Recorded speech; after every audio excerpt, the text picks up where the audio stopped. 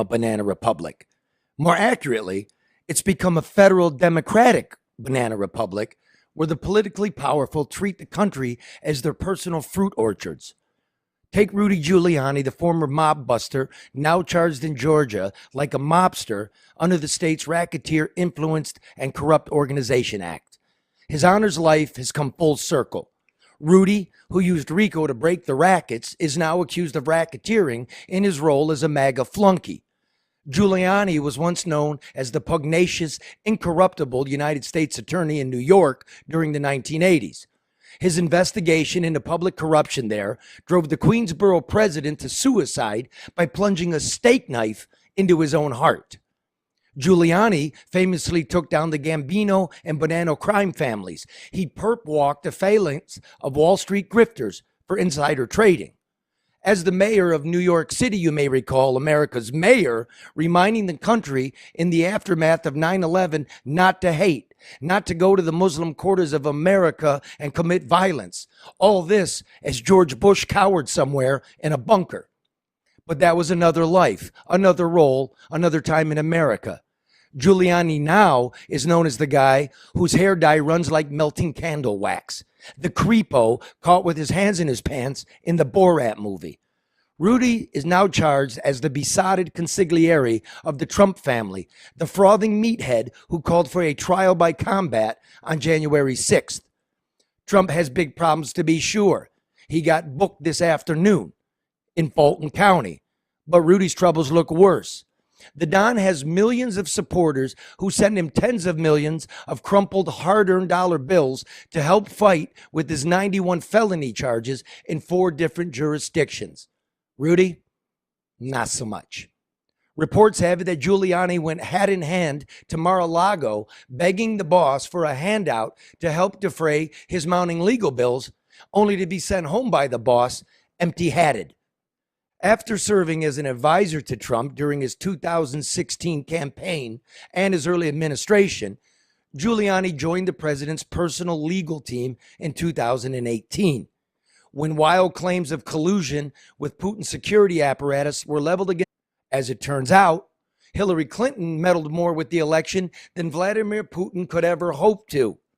It's beyond me why the Brooklyn district attorney has not charged her with falsified billing and campaign felonies in connection with the Steele dossier, the bogus Steele dossier, I might add, as the same as the Manhattan district attorney has done with Trump in connection with hush payments to a porn star.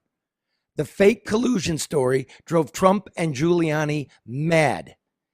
As if to return the favor, the duo unhinged the public with cockamamie stories about a stolen election. Which brings me to the Bidens.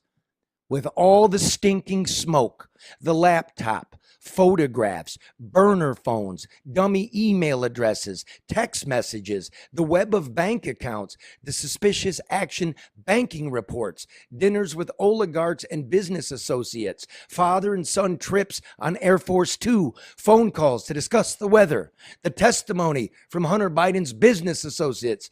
All this deserves a thorough and vigorous investigation, not only of Hunter, but of Joe. The Biden family was working business deals with American adversaries in China, Kazakhstan, and Russia. We're not talking Canada, France, or Japan here.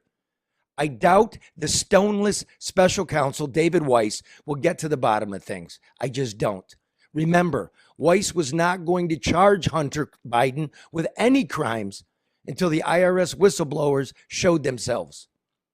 Then there's the nexus of big media, big tech, the intelligence agencies colluding to squelch the laptop story as Russian disinformation in the 11th hour of the 2020 election. We now know former CIA boss Michael Morell concocted the phony letter signed by 50 other spy bosses because he wanted Joe Biden to, quote, win the election, unquote. Think about that. Joseph Stalin could do no better. America has become a country of cabbages and kings. Live from downtown Detroit, it's No BS News Hour with my main man, Stalin.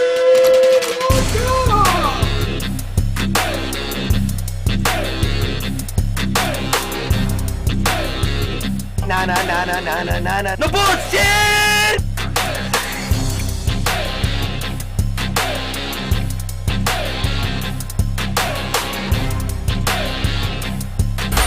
It's just a breaking news. No more bullshit. No more bullshit. All right, let's take care of some capitalism. Hall Financial is proud to announce Michigan's first no-fee home loan exclusive to Hall Financial clients. The no-fee plan applies to both new purchases and refinances. With the no-fee plan, you'll stay locked into the no-fee program, ensuring you don't pay fees to Hall Financial when it's time to refinance. Think about that. If you aren't working with Hall Financial on your home loan, you're overpaying. The no-fee loan applies to both new purchases and refinances. Call 866-CALL-HALL or chat online. You can actually chat online, folks. It's the 21st century. Go to callhallfirst.com/Charlie. Yeah, capital C or not. Doesn't matter. All right, also, you're overpaying for your insurance. I know you are because you're not using Legacy. I use Legacy. Mark uses Legacy. Karen uses Legacy. Bernie uses Legacy. Karos uses Legacy. And I know Perry Johnson over here, Quality Guru, is going to be calling Legacy once I tell him what. You know what they do, Perry? They shop for you. It doesn't cost you anything extra. They find... I got $2,000 cheaper, more insurance, $2,000 cheaper, bro. I mean, I'm not a billionaire. Even Billionaire, Quality Guru, this is a quality shop. They do the shopping, they stay with you, they give you their phone number. So like, it floods because we have shitty infrastructure in Michigan, right? Because we don't pay. You can call Alex over there and he'll get to you. He'll get to you. So you can go to legacypartnersinsurance.com or call 586-209-4106. Stop overpaying. And when you save money, figure out how to invest it. It takes some brains to know how to do it. That's why you call financial specialists, and I have one to offer you. One I use, Luke Nowacki. This message of uplift is brought to you by business and personal wealth advisor Luke Nowacki, who reminds you that what does it profit a man to gain the whole world but never enter the kingdom of God? But while you're waiting, Nowacki wants you to remember that overreaction is not a sound financial strategy. So call Luke Nowacki at 248-663-4748 for sound financial advice. I did. All right. How are those, Perry? Take one. Loud. Okay, take... I have good hearing. Okay, but I don't know if you'll be able to hear Richard, but that's... Okay, fine. Here's what we're doing. We've got a little economic debate, I think. Okay, so what we have with us is the old friend of the show, Professor Richard Wolff. Hey, Richard, I looked it up. Do you know what the New York Times calls you? Yes. What? They said it, America's most well-known Marxist economist. That's right. America's most prominent Marxist economist, Richard Wolff, friend of the show, very bright man. I would say borders on genius. Marxism is the best repudiation of capitalism, except, Harry, the solution always ends up in a train to the gulag. That's my only beef with it. It's a pretty big It's a huge beef. Yeah. And we have Perry Johnson, currently the Republican presidential candidate from Michigan, known as the Quality Guru and a self-made gazillionaire. Just whisper. How much you worth? See, rich people never tell you how much they're worth. That's why they're rich. I know, but they never talk about that. Ask me how much I'm worth. No. Okay, how much are you worth? I'm Charlie? rich. So listen, I just wanted to talk about the economy real quick. It's the number one issue in the world, not just Michigan, Detroit, or the United States. So I said, why not? Because we want to get to Perry and what's been going on in Iowa, and they cheated him out of the debate stage. I don't think you missed much, brother. But so I'm like, well, why don't we have Perry, the capitalist, and Richard, the socialist, together, and we discuss some things. So I'm going to call this bit Professor Pinko and Perry Winkle. Are you guys good with it? Okay. Fire away. Okay. All right. Okay. Let me see. I need to see Richard too, because I love the guy. He looks like Dan Tana there. We should have sent you to Maui instead of Sleepy Joe. All right, guys. The credit agencies have downgraded regional banks last week and week before, all this month. So we're talking specifically in Michigan, the ones we use, Fifth Third Bank, Comerica, Huntington, right? The outlook is bad.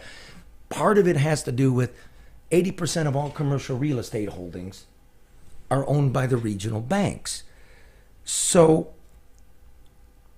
what does this mean going forward? I'm going to start with you, Richard. What does it mean when the regional banks are now starting to rumble? Where do you think this is headed? Well, I think we have been kicking the can down the proverbial road a long time. You know, COVID has been with us now for 3 years. It would have been kind of obvious to understand that a plague of this dimension would raise the question, can you work safely in the confines of a typical high-rise office building? And the answer that at least half the American people have now decided is, no, I'm not going to do it. I'm going to stay home. And we now know that the economic system of the United States, with half of the people who used to go to work not doing it anymore, is doing just as well as it did before the pandemic.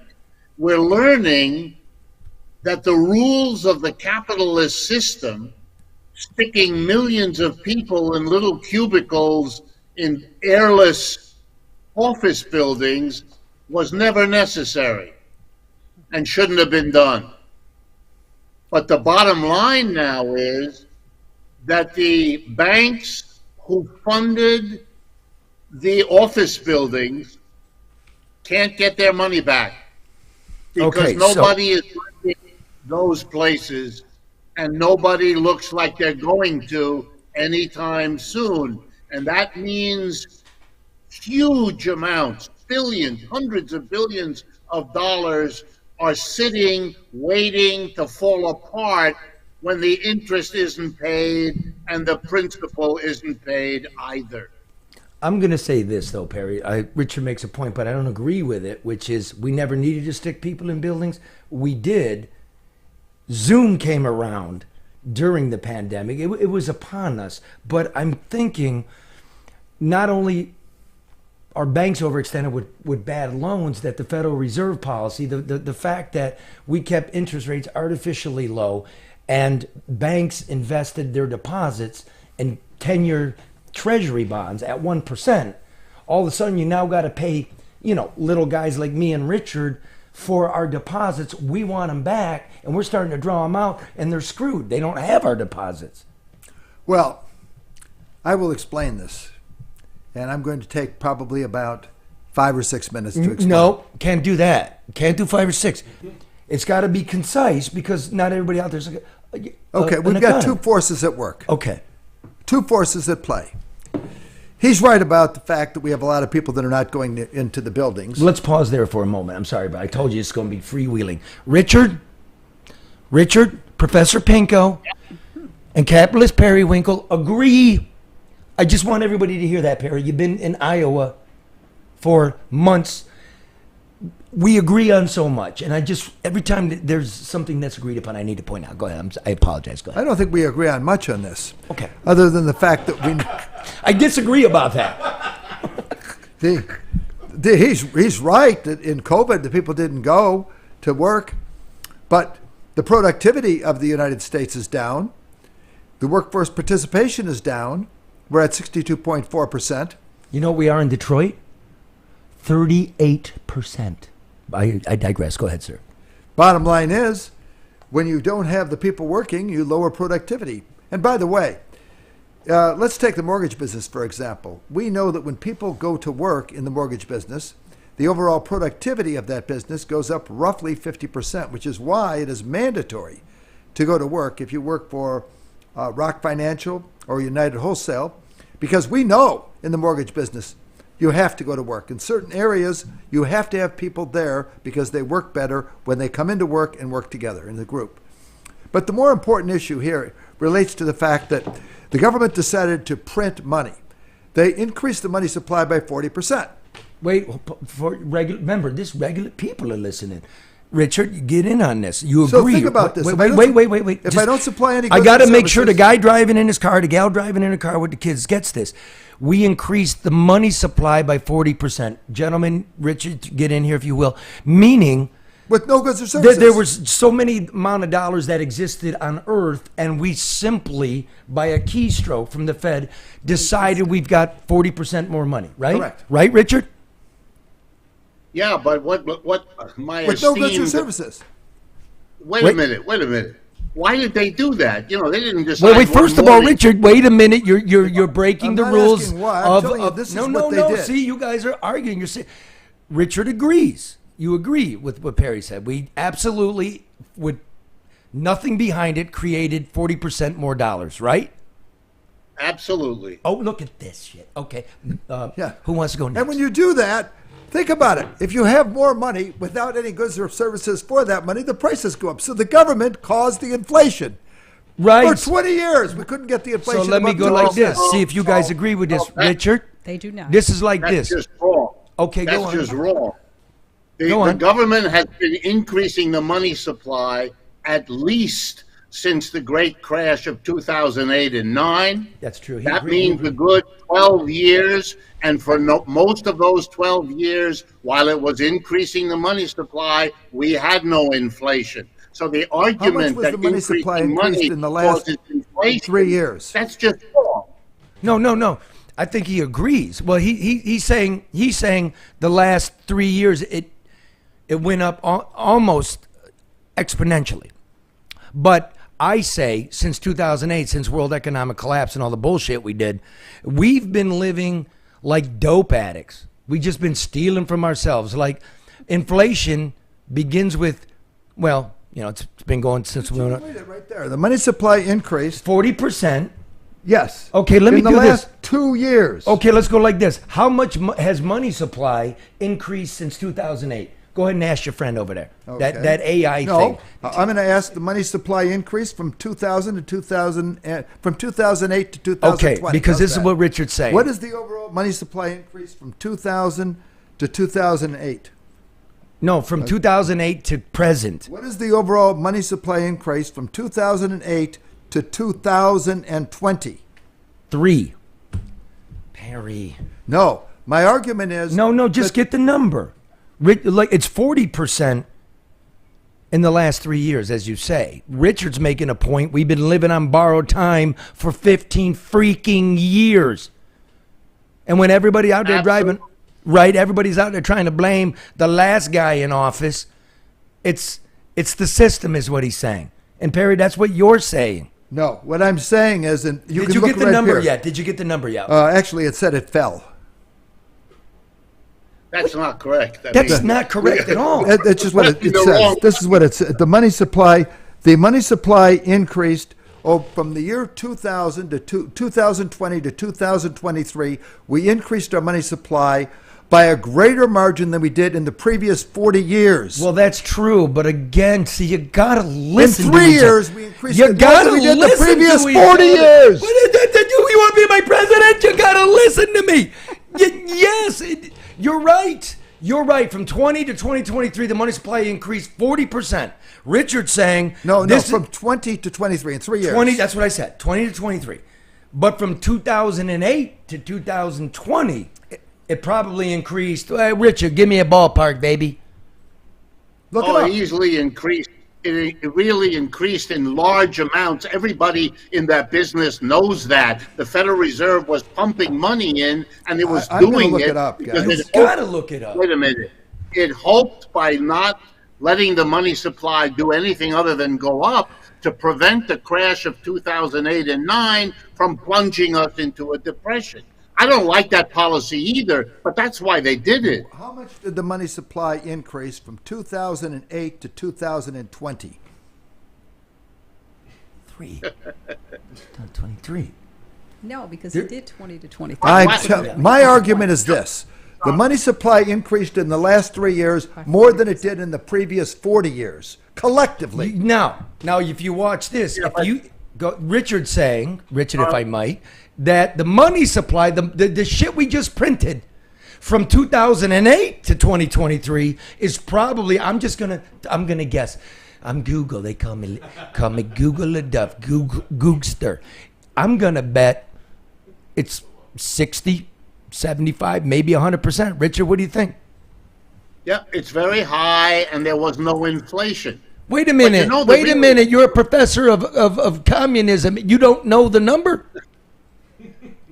Well, the number for each year, you add it up and you multiply and you adjust, and that's what it is. What the exact number is for those particular years, no, I'd make a guess it's in the same neighborhood as his 40%. The point is, it doesn't matter. Okay, I'm going to read it. You had no inflation at that time. So look, maybe put it this way. The question is, who's responsible for that inflation? My colleague here wants us to believe it's the awful, nasty Federal Reserve.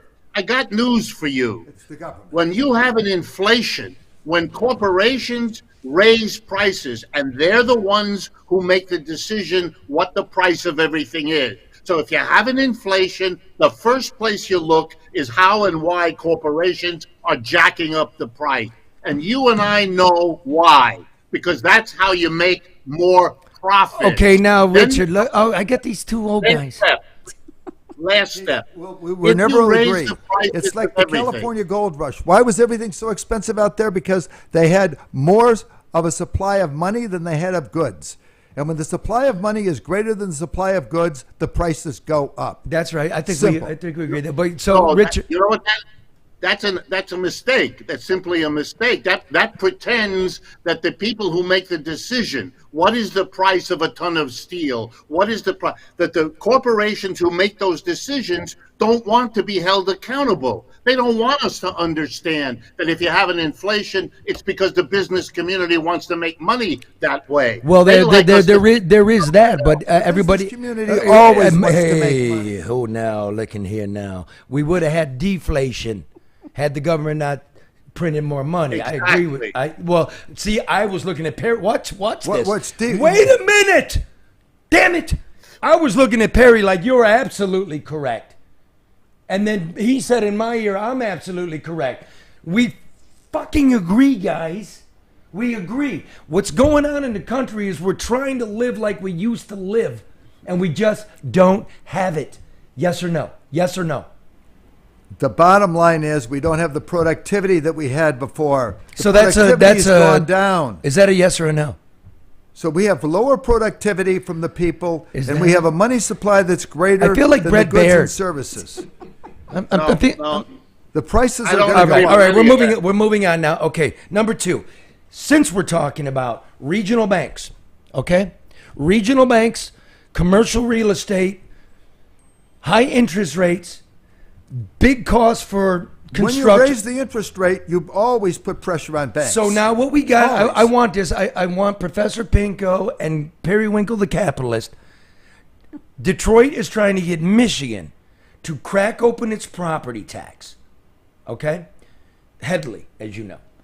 And what we're going to do, led by Detroit, is we're going to triple the tax on land and cut the tax on the structure by 30%. And this is supposed to magically create development in a time when inflation is high, interest rates are high, commercial real estate shit. I will go first with the professor. Sir, you looked at the plan, you've read about it. What do you make of it? It's simplistically, Michigan's looking to you. This is the biggest deal going that nobody knows. What do you make of this plan? This is a way to distract people from the fundamental problem of urban systems depending on the property tax. By fooling around with whether you're going to base it on the land or the structures on the land as well as the land, you distract people from what the obvious problem has been for decades. We have what we call a property tax, but we do not, in fact, levy that tax on the most important property that rich people have. We put the tax on land and buildings. And you know what we don't put the property tax on? Stocks and bonds. Why in the world call something a property tax when you take the property that the rich people have the most of? 10% of our people own 80% of the shares, and you don't put that in the tax base. If we put that property that belongs in the tax base into it, adding that to the land and the buildings, you could then bring the tax down on land and buildings that the mass of people depend on and raise it finally on the people who are the wealthiest and own the intangible property. That's what stocks and bonds are called, and make them pay the fair share that they should have been paying all along. Perry, what do you? The stocks and the bonds are used to support businesses that provide work and employment and productivity for the nation. So what about the tax plan? I know they pay tax on their profits. This new. What do you think about uncapping Headley? This is I know I surprised you. Talking about that. Well, when we talk about the only thing I can agree with what he said is that it is nonsense to just talk about deciding to tax one area of land or the building. I mean, all they've done is try to figure out another way to get the same tax. If they really even get that, even if they get that, you're rewarding a guy with skyscrapers that aren't worth anything, like you said. Well, right, like you said, nobody's going into the office anymore. If the value of the building goes down, the tax is supposed to go down. Right. Because it's supposed to be based on the value of the building. Right. Right. And we know that it's a capitalization. So whatever the market cap is of that building. Now, it turns out that a lot of these buildings that used to be worth $1 billion, certainly in New York, aren't full. Right. So if now you only have a 60% occupancy rate, now it's no longer worth $1 billion. It's worth probably somewhere around 70% of a billion. So you, a guy that owns a big portfolio of buildings, is obviously actually I do. No, you don't. You don't. I'm speaking. I don't general. own a lot. I own companies. Those that do, the real estate moguls, of course you're going to lobby the government, really do something to lower my portfolio. But I, gentlemen, am against the everyday working person whose investment is their home. Don't be fucking around with our tax. Not only that. You first of all have not to only have, that you said, but not only that you have to have the ability of people to live. So you start trying to tax people that don't have enough money to basically live. I think you're creating a huge problem. Pause. Did you hear that, Richard? Don't go on a soliloquy here. Did you hear that? Did you hear that? I heard it. That's not exactly it's a simple question, Richard. We have a tax system that has squeezed the middle and the lower did you hear income that? people for years. Richard, yes, did you hear? Richard, did you hear that? Yeah, I heard. You guys agree with that? You men, stop warring with each other. You both just said we're taxing people that can barely afford to get their families through. Why can't you love each other? The tie's nice. The dashiki's nice. But look, I mean, here's where we, Charlie, here's where we disagree. Okay, that's fine. I made a clear point that if you have a $100,000 house and land, you pay a property tax. If you sell that house and land and you take the $100,000 and you buy shares of stock, you don't pay any property tax. What the hell is that about? That rewards the people who have the stocks and bonds. And again, 10% nobody is making any people money on your house. When you own a house, you stay in that house, you're not providing employment to anyone, you're not providing jobs. That is not a generator of jobs or money for the country or for anybody else. I disagree. That is what property is. I disagree. It's just a home. I disagree, gentlemen, because that's the hub and the hive of your productivity. That's my shelter. That's where I raise my people. That's where we cook the breakfast. It's the root of everything. If we do not have businesses for people to work, they don't earn income. And the idea is for people to invest in businesses so they can supply jobs for other people who then earn enough money to be able to live. Okay, where's my bell? Ding, ding, ding, ding. He's got that. Richard, your thoughts on that? That's a clock.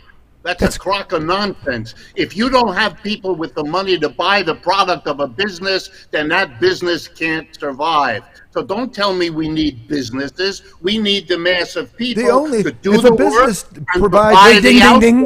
ding. He's got his 30-second rebuttal, business Perry. only exists if they can The have business- people that no, want the no. service or the business. The businessman Gentlemen, I'm is losing the control. middleman. The businessman is the middle between that's the the bell. worker who does the work and the worker who buys the product. The middleman, it tries to play the two ends against each other, which is why working people are on the short end of No, the I stick. don't think you understand And- the principle of capitalism And how it works. oh, well, we'll get back to that. Okay. We'll get what? No, listen, ladies and gentlemen.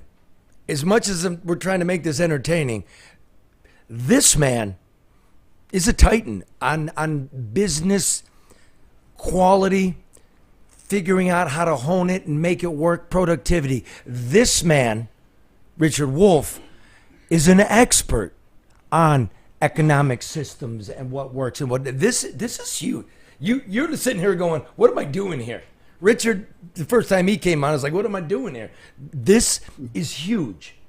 I've got titans here. Now, we're going to come back and we're going to talk about the UAW and the strike coming very big, not only to Detroit, to Michigan. Auto and auto-related parts are 3-4% of gross domestic product. And the next segment is brought to you by the bricklayers and allied craft workers of Local 2 Michigan who are looking for hardworking men and women through the state of Michigan.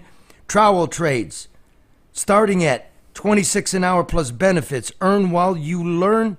Experienced tradesmen and women in building new or restored masonry, tile, marble, or terrazzo, caulking, finishing concrete, make anywhere between $26 and $37 an hour plus bennies like Blue Cross Blue Shield, 2 pensions and an annuity. I don't know how they can do that anymore, Perry, but that's what it says here on the copy. So listen, you call them and you make sure this is true. That's what they're telling me. I had my nephew, Richard, make a call here, so we'll see.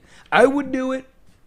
I got paint, I got cement. I like to work labor a couple days a week, just so I'm down with the masses, bro. In case they start crawling into, Richard's got a doorman and he's got a gate, and I don't think that can stop hungry people. So don't be one of them. Learn how to work with your hands and build stuff, because robots can't do it. Referrals for and signing bonuses, $2,000 for a journeyman, $1,000 for experienced apprentices. Visit bricklayers.org. Slash. There's no slash. Oh, okay. Nice. They respect me. I don't got to do a slash pandering. Just tell them Charlie sent you. Okay. Boys, UAW. This is huge. The Teamsters just squeezed UPS. They got a nice deal. The UAW. Close. It put meat on both of our bones, bro. It did. UAW, they got fire again. They got fire in their belly. They've been taking shit for 20 years. They now want, well, here's their offer. I want a 40% raise. I want to work 40% raise? Oh, yeah, dude, listen to this. I want 32-hour work week. I want cradle to grave health insurance. I want a pension. Go ahead, Perry. You're telling me they're asking for that right now? That's what they put on the table. Well, And they want to get rid of the 2-tier system, right? The old guy makes his money and the new guy comes in at $16 an hour. Go ahead. Perry? well, I know this one you could talk for hours. yes. This is your The wheelhouse. bottom line is very simple. Bottom line, thank you. The way our system works is you have to be able to produce a product at a price that people are willing to pay. If you can't produce a product at a price that make sense, so you have to then say to yourself, can I go and have a business which makes the product, give the workers what they ask, and still sell the product? Keep in mind that you now have all these non-union areas, and you have to compete against them. Mm-hmm. And if they end up having substantially lower cost than you do, then your cars are not sellable, because you aren't in a situation where the company can make any profit It's at all. called competition. So bottom line, what do you think of this original, They don't really expect to get it. The way it works in negotiation is very straightforward. You start out with something that is really ridiculous, and they are not going to have any chance of ever getting, and you work your way down. And I've been through these negotiations, and what's really comical is they go on for a long time. You can negotiate often for like 3 months, and very little is done. You're moving a micron. And then in the matter of the last couple of hours, you have accomplished an exponential amount. And then all of a sudden in the last hour, when you really have to make a decision, the last 30 minutes, you have made remarkable progress. But that is the way negotiations work. They have worked that way for as long as I can remember. But shouldn't you always ask for more than what you want? They're always going to so ask for more. but Of not just course. UAW, What are they going to do? anywhere. You're going to say, I want a 5% raise, and the guy's going to back it. Oh, no, I'm going to give you more than that. I'll give you a 10% raise. Well, no. That's never going to happen. Okay, that makes Well, sense. now, hey, Richard, let me tee it up for you here. Labor, especially factory labor, been taking it up the ass for decades. Is this an over ask? Not at all. Oh, my God. Don't mock. Okay, well, you can do it. It's great for ratings. Go ahead, do it. They go broke. Wait a minute. Yeah, no, I'm really enjoying the upset of my colleague here, because he's not aware that the world has changed. He doesn't understand what's going on. Here it is simply. The world right now has what's called an overcapacity of producing automobiles. If there's a strike in the United States, if those companies don't give those workers 40% or close to what they're asking, there will be a strike. And if there's a strike, the American automobile industry, which has shrunk enormously over the last 40 years, let's all be clear about that, will disappear. The Chinese, the Japanese, and the Europeans are waiting for that.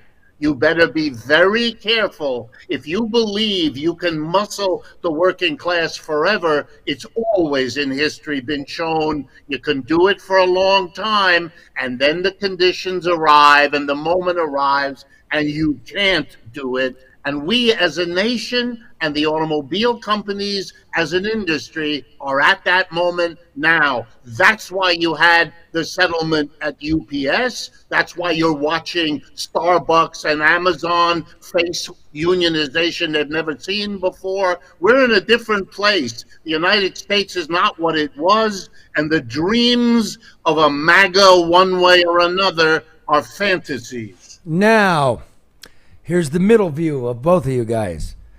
Mine is this. The working person been taking up the ass forever. Cut back. Wages don't keep track with inflation. This is all true, right? Benefits, they disappear.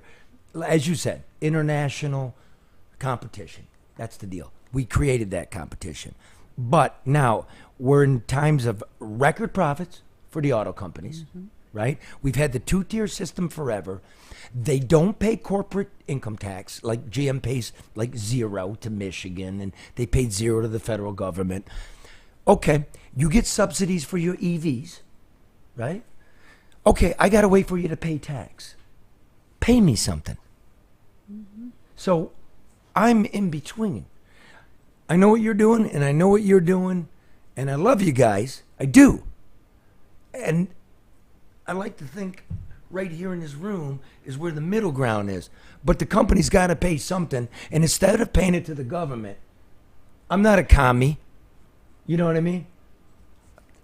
We should share in the profit.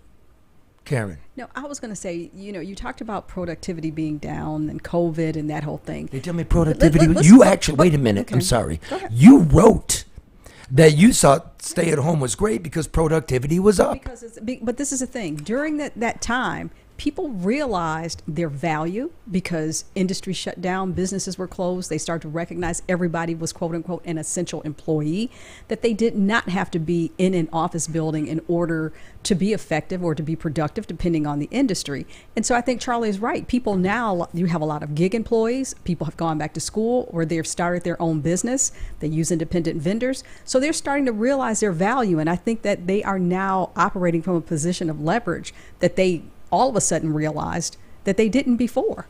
Well, they're particularly operating from a point of leverage now, because notice that you end up with unemployment rate that is 3.4%, which is as low as it can get. In fact, it's a lower lie. than they thought they could get. It's a lie, right? Do you agree that unemployment It's rate's not a lie? true. Well, I do know this. You have a huge number of people that are not participating in the workforce. Pause. The- Pause. Richard, did you hear that? Huge number.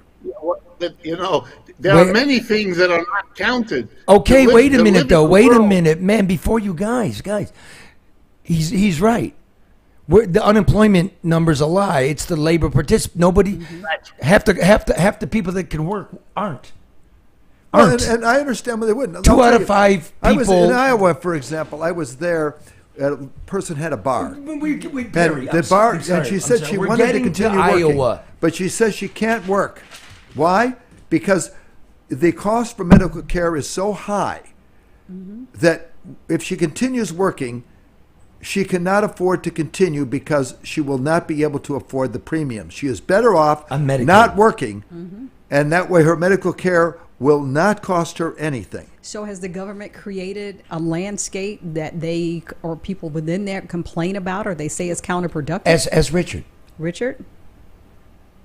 Yeah, most of the rest of the industrial world provides medical care to everybody, cradle to grave, whether you're employed or unemployed, had nothing to do with it, and therefore it doesn't figure in the calculations of business. You pay a general social tax, and everybody's medical care is taken care of. The United States is the only major industrial country that doesn't do it, and then it discovers, gee, that's not an efficient system. It's keeping people out of work, etc. Oh, wait. This is a You understand- brainless mentality.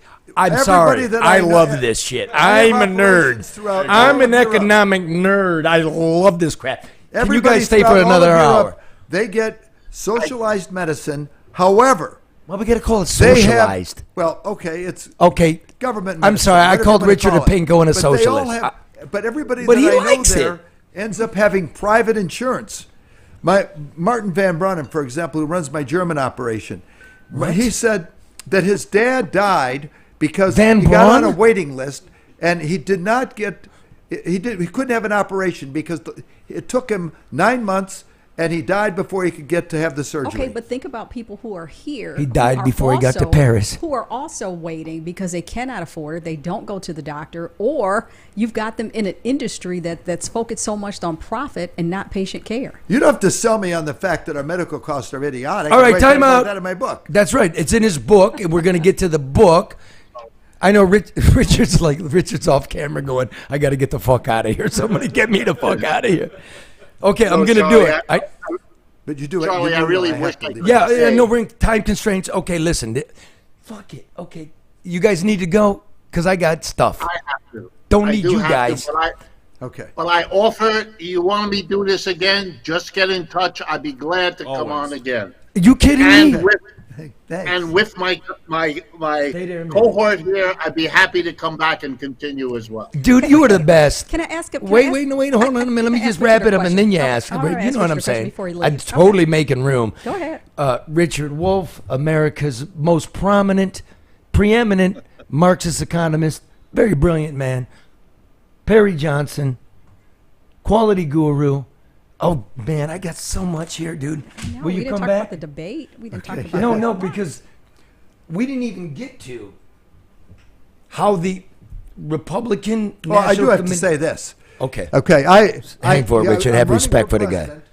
I met all the criteria to get on the debate stage. In fact, Fox News contacted our people to arrange a walkthrough. That was on Friday. Mm-hmm. And then on Monday at 11 o'clock at night, it might have been 11:20, I get a call from Rana telling me that they decided to look at the polls and they're going to disqualify two of my polls. One of them they disqualified because they applied a totally different standard to it than any other poll. Make this tight. And Make bottom it- line is, I filed with the FEC because what they did was illegal. They fucked you. They did. And you know what? And I'm not All going to you were stand gonna for get it. was one of them crappy shits at the end where you never got to say anything anyway. Oh, they got to say How stuff. much did you spend on your chaotic journey to be president? How much did you spend over there in Iowa? So far, 11 million. And how much did you spend to run for governor of About Michigan? 8. 20 mil, bro? 19. I know you're 19. quality guru. Yeah. Give me $1 million. I'll make you something. You're already something. You know that. Wait, hold on. We do a commercial break. Don't walk out like that. Richard Wolff. Oh, yeah, I'm sorry, Karen. I Exactly. have one question. I just wanted to ask Richard if he would consider supporting Perry for the next president of the United States. I don't think he's a Marxist. Listening to Perry, I could not, in all honesty, do that. Because listening to him, I'm reminded of what my father told me about the government here in the United States. It's the best government money can buy, and boy, does it buy it. Or if I can hope tell. to see you again soon. Well, hold on, Richard. I got the last parting one here, which is, remember this, Perry, always. Richard, remember this. A fool and his money Are soon parted. are soon elected. Thank you, Very gentlemen. good. Let's go. That's great. Let's go to the video here. Hold on. Let's go to American Coney Island. Pumped. Oh, come on. It's coming. It's coming. It's I coming. know. We got to be a little more nimble. That's all right. A little more nimble. He was engrossed in the He conversation. He knew right here. He was paying attention, though. He was, Mark was listening. I think I missed that part. My whole fucking week. Okay, I got to go. You Just sit walk there, across the Perry. camera. Just sit there. He just doesn't want you to cross the camera. 2 seconds. Just do it. Just Fix it in post. No, man, we're gonna sit here. We're actually gonna sit here. You're gonna know my frustration with my whole family here, and sometimes we're just not fucking prepared to like do it, and like let's do it. And don't move, Perry. I'm going to be late. Yep. No, you won't. And You we're gonna got blame time. it on Mark. You'll make it in time. We're gonna You're blame it only- on No, Mark. because I I'm have to tired of go. being I the have to dick do around something here. before 11 I'm red. tired of I being got the you. dick around. I got to here. go. 3. Ground control to Major Mark. I'll give you 10 seconds. 10 seconds, Mark. 1, 2, What the hell the fuck 4, do? 5, 6. All right, walk the hell out while I man. Brother, give me this right here. Thank you. Good seeing you. Thanks. Take care. Bye-bye. Perry, I'm gonna do you good in this next part. Go to No BS News Hour on YouTube. All right? Okay. I know. Why? Why what? Why? Like, can't you click the button and it comes on? That's what I tried to do, and it didn't. Didn't we do that in pre-shit?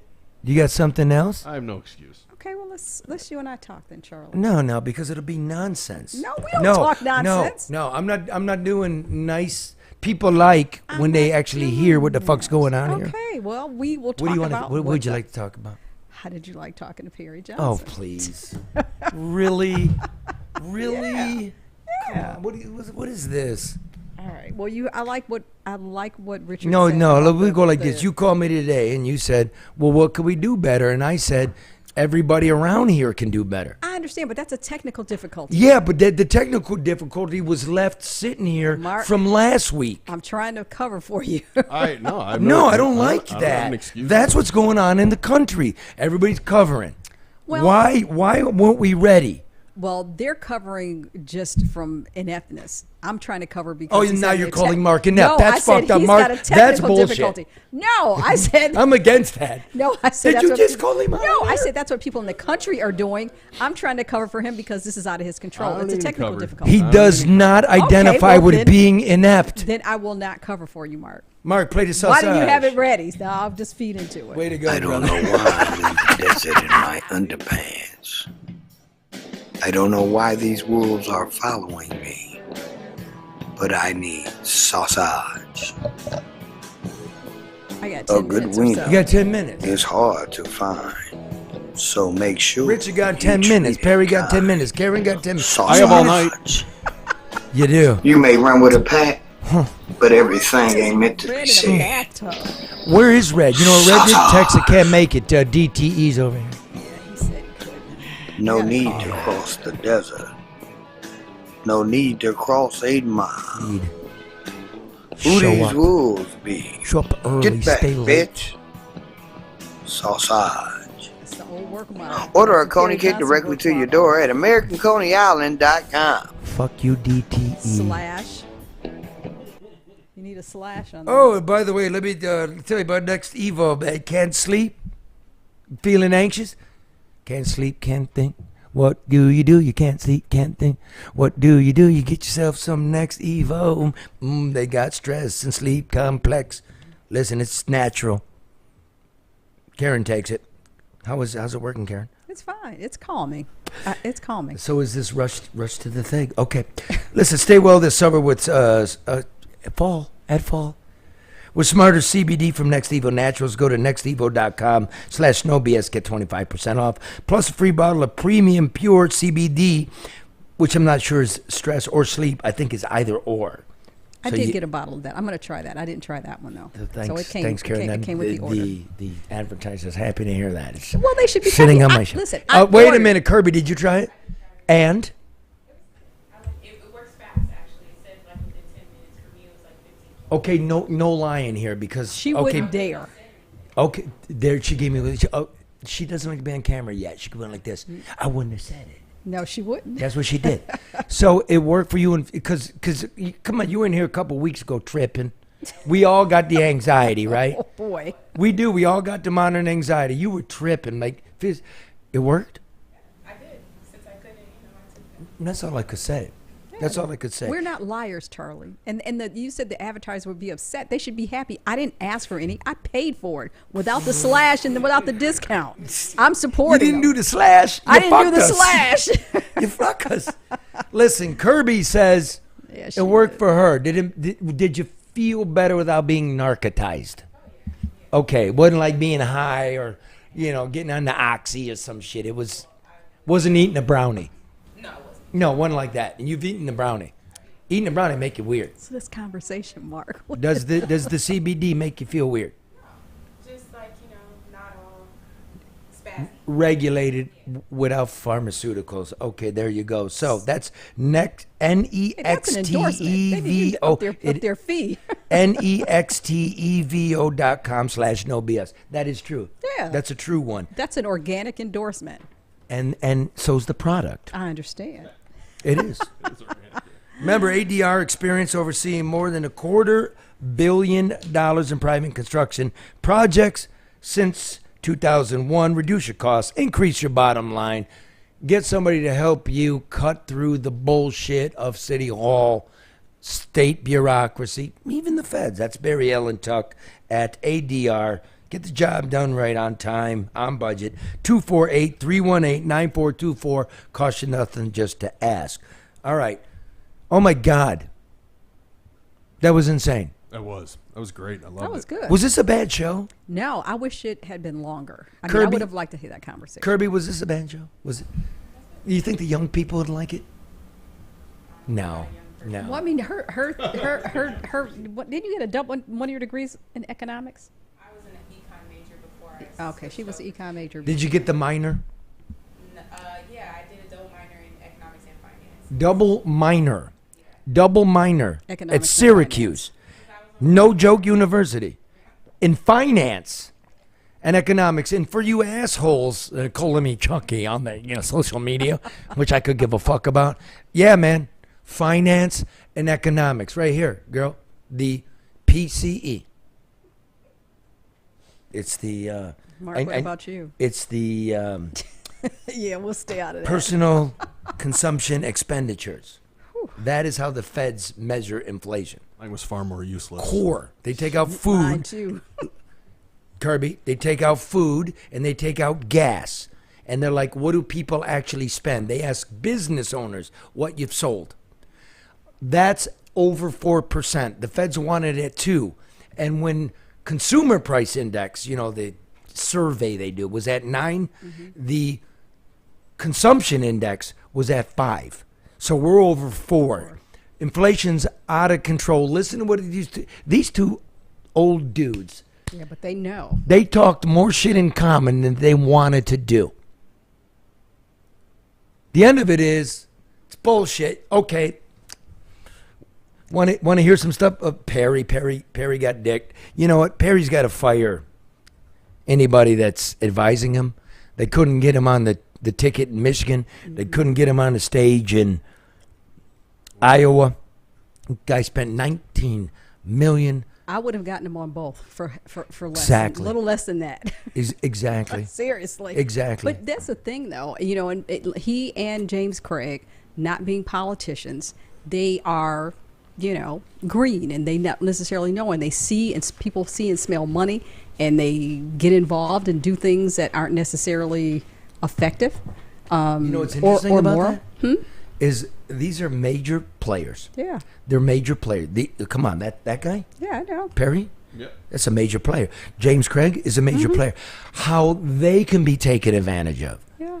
In this game called politics. But you assume that people will at least do what they're supposed to do and what they're being paid to do. No, the game is just to make the money. And it is. It's just to you make. have to know, just like people, when you have street teams, they'll take those It's kicker cards it's and to they'll make the go and money. they'll throw them away. I mean, yeah, you just got to know the game. Okay, you want to know the big loser of the Republican debates last night? Who? I know. Was Fox News. Fox News. You fired Tucker Carlson. Donald Trump's telling you to kiss his ass. And clip number 1, Trump with Tucker Carlson on crooked Joe Biden. Is so bad. He's the worst president in the history of our country. I don't think he's going to make it to the gate, but you know, you never know. But he's a corrupt person, so corrupt that I took the name off Hillary. You know, I don't do two people at one time. I took the crooked Hillary and I retired the name. That was a good day for her. I think he's worse mentally than he is physically, and physically he's not exactly a triathlete or any kind of an athlete. You look at him, he can't walk to the helicopter. He walks.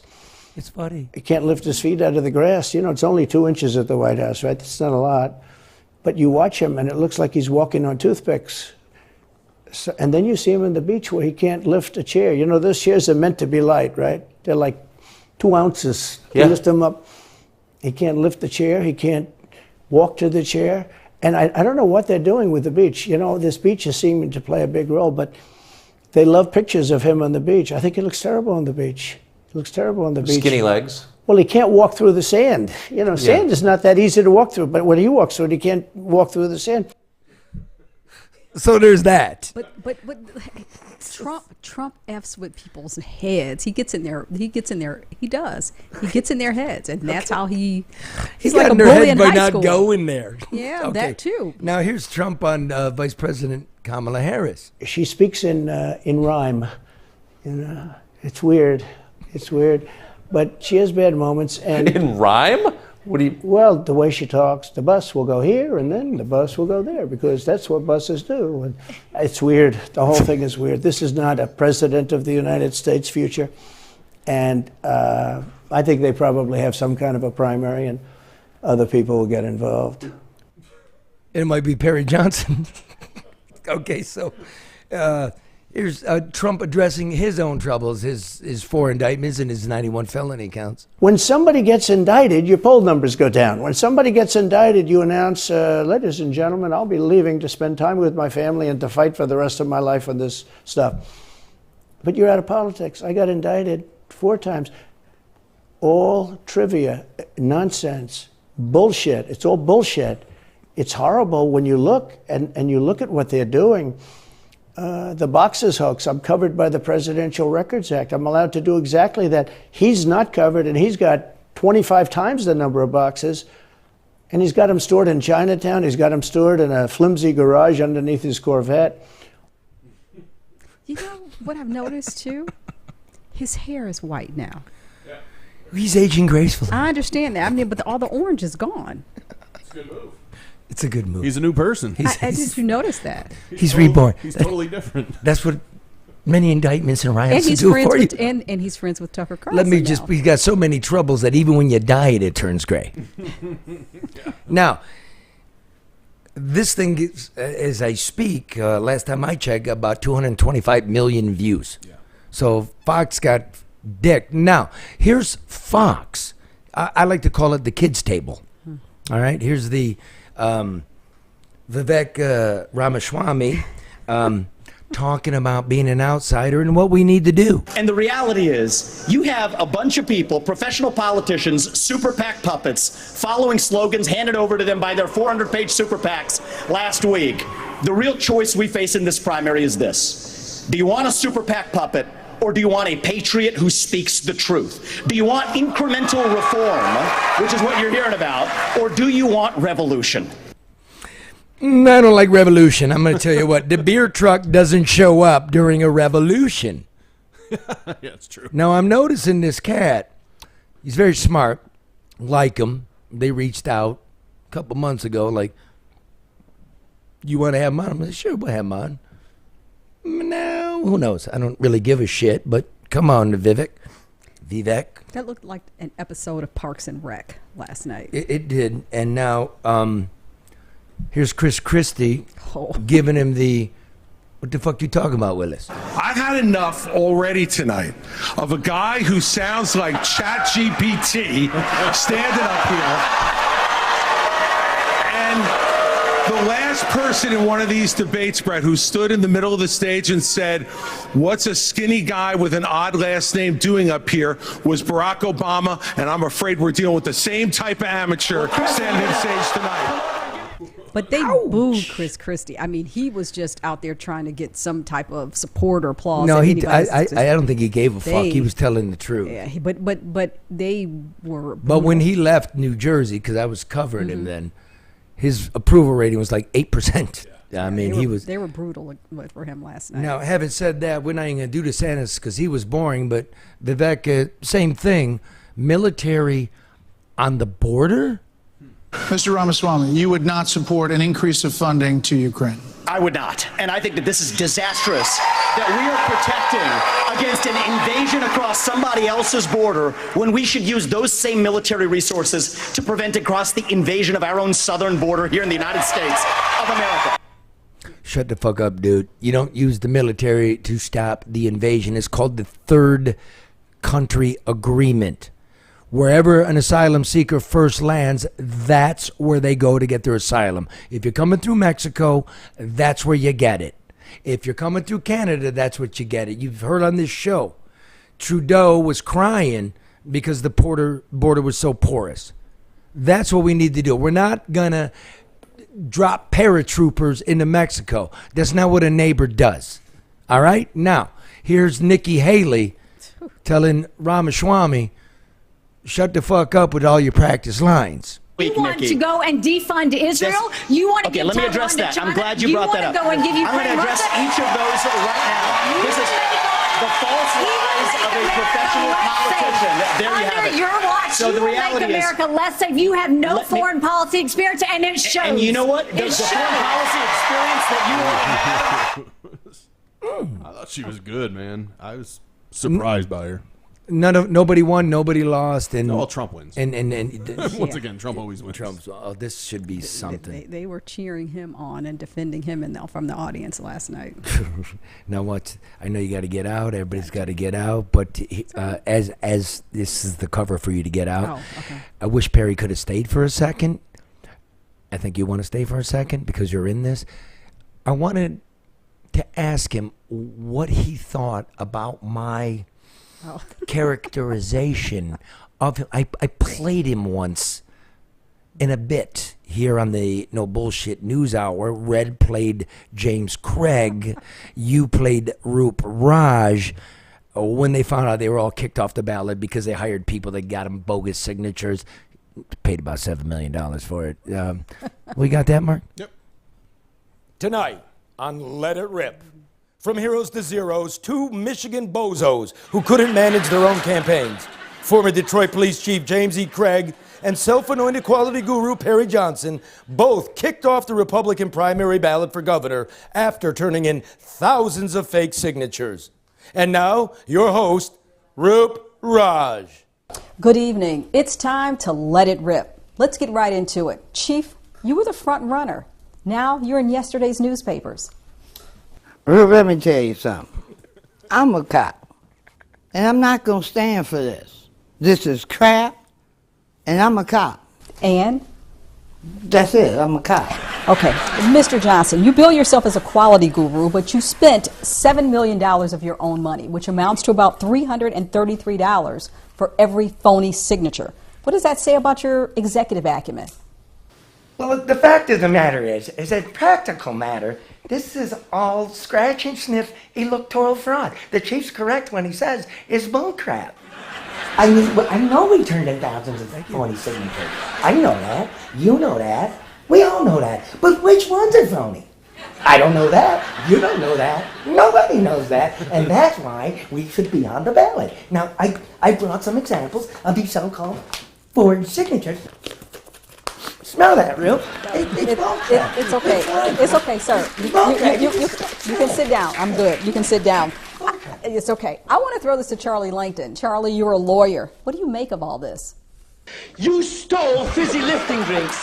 You bumped into the ceiling, which now has to be washed and sterilized, so you get nothing. You lose. Good day, sir. Ruth, just let me say this. I know. You're a cop. Don't interrupt me. I want to make an exclusive announcement right here on Let It Rip. I'm launching my write-in campaign because I'm the best candidate to unseat Governor Gretchen Whitmer. But also, I'd like to announce my running mate. Right here. Johnny Walker Blue. I know Johnny, I like Johnny, and I trust Johnny. He's with me everywhere I go. And let me tell you this. Blue labels matter, Roo. And I'm a cop. You heard it here, folks. Right here on Let It Rip, Blue Label matters. Can I get some money?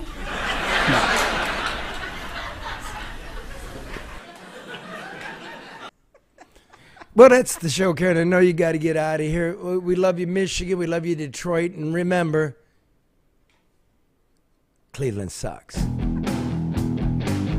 Wait for it. Just turn it up. In Michigan, we love Ohioans. Take a shit, get gas, and keep rolling. Come on up to Detroit town. We got lots of groovy things going down. Get some flaming cheese in historic Greek town. But best to get your ass gone before the sun goes down. Been under construction since '63. We planted lots of orange barrel construction trees. The roads here are really, really bad. The Grand Prix looks like off-road to Carlsbad. We used to export the Pontiac Le Mans. Now we ship away our grandpas and grandmas. The mayor says everything is swell, what a joke. Everyone can see he's like a walking stroke. The Detroit Tigers really suck. We give the owner millions, though his pizzas suck. Yuck! Crappy houses, meth heads, we got plenty. We even got skyscrapers, they're all empty. Things in Detroit might not be going great, but there's an even bigger mistake on the lake. Hello, Cleveland.